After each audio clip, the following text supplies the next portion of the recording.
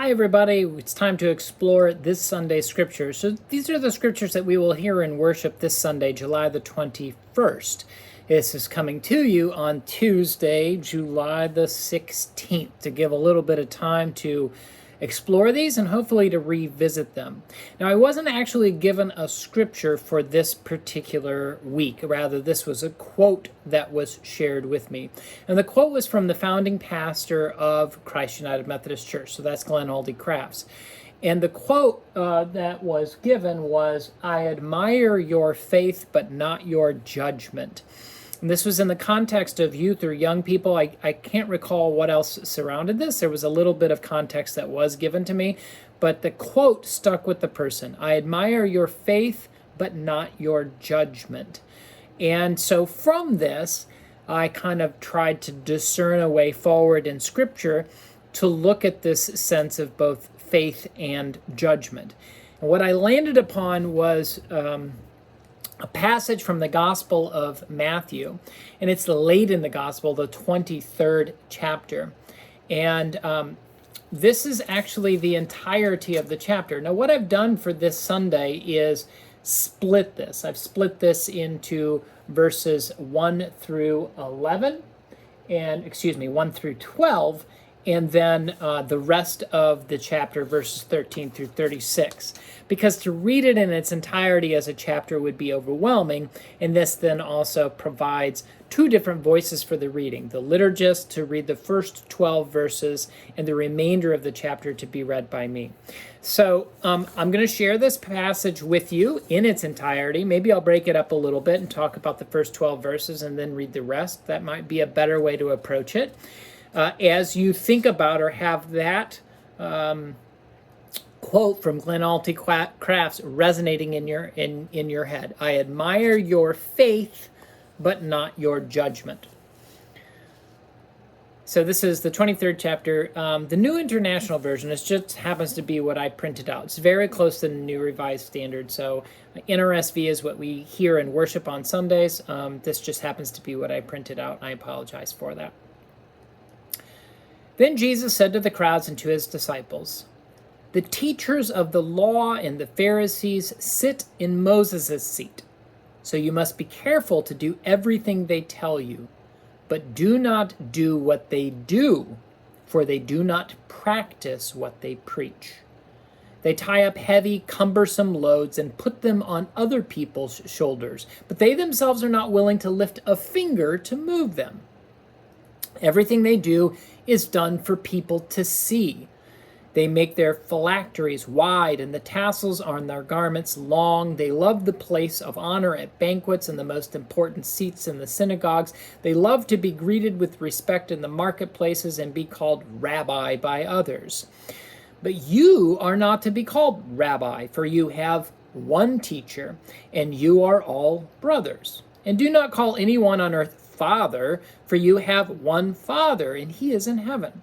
Nor are you to be called instructors, for you have one instructor, the Messiah. The greatest among you will be your servant, for those who exalt themselves will be humbled, and those who humble themselves will be exalted.'" So this is a critique, and it does happen in other of the gospel passages, other gospels that we have. So that's Mark and Luke. That is a critique of the religious authority of that time. And the religious authority in Jesus' eyes, or this critique, is they make a show of their religiosity, but they do not do what they command everybody else to do. And so here we have Jesus saying, here are these important figures, teachers of the law, the Pharisees. They sit in these important places in Moses' seat. So this is a particular place from which judgment and interpretation is provided. And he says, you should listen to them. You should do what they tell you to do. So their instruction is sound. Jesus has no problem with what they are instructing to do. But then he pivots and says, okay, you should follow what they say, but don't do what they do. And then we get really kind of the piercing critique of them. They don't do what they command you to do. So they don't practice. They don't put into practice what they teach, what they instruct. Rather, they place that as a heavy burden, cumbersome loads on other people's shoulders, and are unwilling to contribute to themselves. So it really is kind of saying, like, I don't know, let's take an example. Let's go build a house for the poor, says the pastor on Sunday morning, and everybody goes, great, let's join a Habitat build, and this is when we're going to do it. But the pastor never shows up. That's the kind of critique that Jesus is making, is you can't tell people to go be nice people and to go do good for those who are in need and not yourself also do good. Rather, you need to follow the instructions. That's the important part, and to apply it, to put it into action. Then it goes on to critique what they do. And what do? They make a show of their faith. So even though they don't practice their faith, they show off their faith, and they do it in visual ways. So we have phylacteries are wide, and the tassels on their garments long. So these are symbols of the Jewish faith, and the wide phylacteries are these things that go around your arm and leave an impression in it, and the tassels on the garments are part of the prayer shawl that is worn. So these showy ways that basically say, look how holy I am. And by virtue of their position, so they are seated in special places at the banquets, important seats in worship sites, and make a show of being greeted with respect wherever they go. So this is really just saying, like, they make a show of their faith, but they don't do anything about it. So they have all of the trappings, to say, look at me, I'm so religious, I'm so close to God, but they don't actually do anything to enact that, even though they instruct others and lay that heavy burden on them. They even want names given to them, rabbi. Then we have a further critique there by Jesus that says nobody should be known by these names that they seek to be known. Teacher. There's only one teacher. Rather, we should call these people family members. Brothers is what he uses here. And likewise, he says you shouldn't call anybody father, because there's really only one father or eternal parent, if that's more comfortable for you to think about. And same with instructor. The only instructor is the Messiah, is Jesus himself. So these are names that shouldn't be applied to human beings, because it cultivates arrogance and a sense of proximity and closeness to God. And those are fallacies. And we wrap ourselves up into fallacies if we attribute that or place anybody on that pedestal or place ourselves on that pedestal. But this is a really stinging critique of the religious authority at that time that Jesus is providing. And he ends this with something that is spoken in different ways in different places as well. Those who exalt themselves will be humbled. So those who puff themselves up with pride, who think of themselves as so important, are kind of going to be knocked down to size. And those who really don't think of themselves as the best and don't have these enlarged egos and really look out for others and are considerate and concerned for others, well, they're going to be lifted up. That's when we pivot then into the second part of this passage. And let me share that with you now. So this picks up with the 13th verse. Woe to you, teachers of the law and Pharisees, you hypocrites! You shut the door of the kingdom of heaven in people's faces. You yourselves do not enter, nor will you let those enter who are trying to.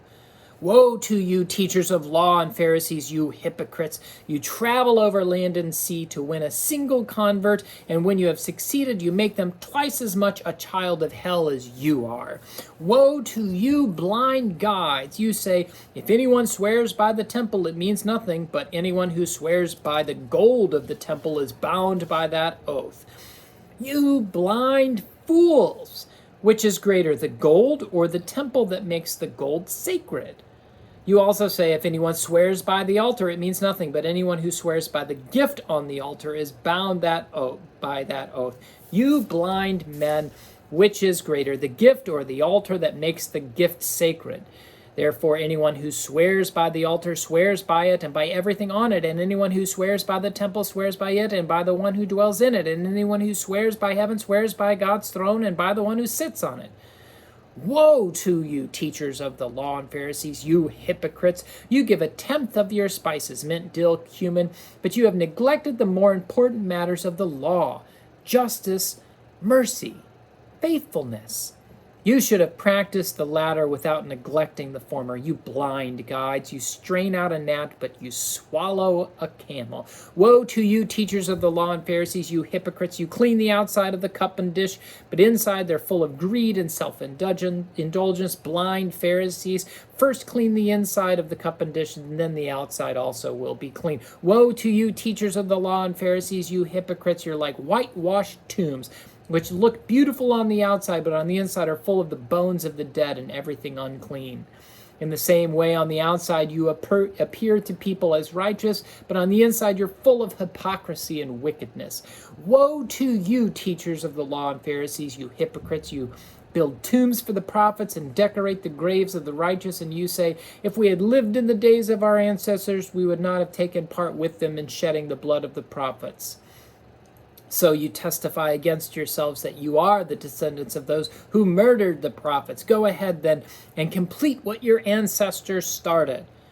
You snakes, you brood of vipers, how will you escape being condemned to hell? Therefore, I'm sending you prophets and sages and teachers. Some of them you will kill and crucify. Otherwise, you will flog in your synagogues and pursue from town to town. And so upon you will come all the righteous blood that has been shed on earth, the blood of the righteous Abel to the blood of Zacharias son of Berechiah, whom you murdered between the temple and the altar. Truly, I tell you, all this will come to this generation.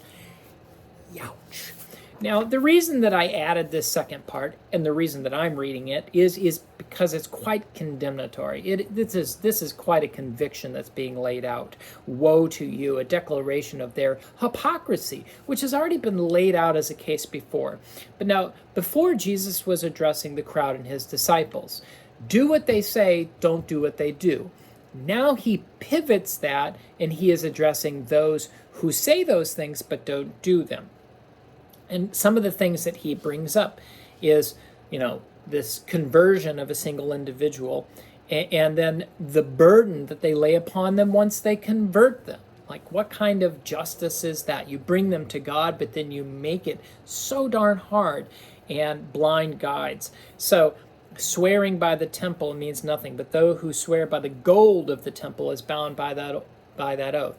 So, this is sort of saying those who give and these earthly treasures become more important, particularly for these blind guides, for these teachers of the law and the Pharisees, these hypocrites. And same with the gift that's laid upon the altar, rather than swearing on the altar itself. And there's this continued thing like, oh yeah, again, you make a show that you give a tenth of your material wealth. Spice is what is used here. But you haven't given even a tenth in what is more important. This again is the doing, the enacting, the living of the faith.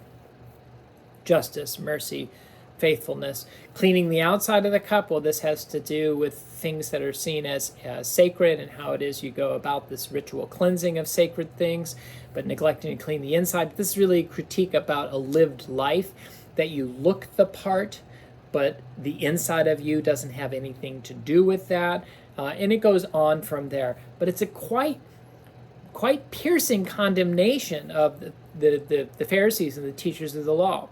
And it is an incredible critique for all of us to remember that the most important part is the application of our faith, not simply the speaking of our faith or the looking of the part. Now, here's where it can get kind of complicated. The idea of getting dressed up for Sunday, putting on our Sunday best, as it was once known, is to try to present the best version of ourselves. But this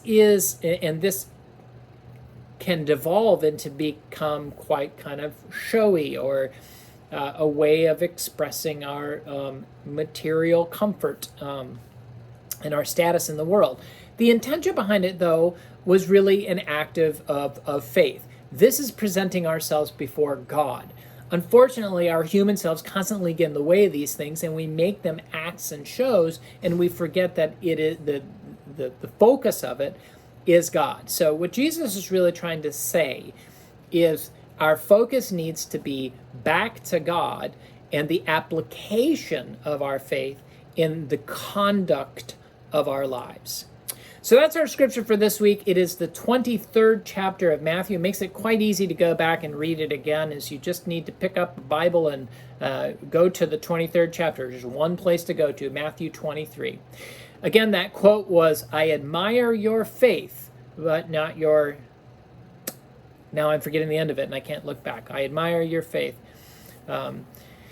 And we will see how this plays out. So an admiration, perhaps, in my case, of what I came up with, an admiration of the faith, or at least the look of the faith, or the teaching of the faith of the Pharisees, but not the living of the faith, as it is such a hypocritical expression in Jesus' eyes.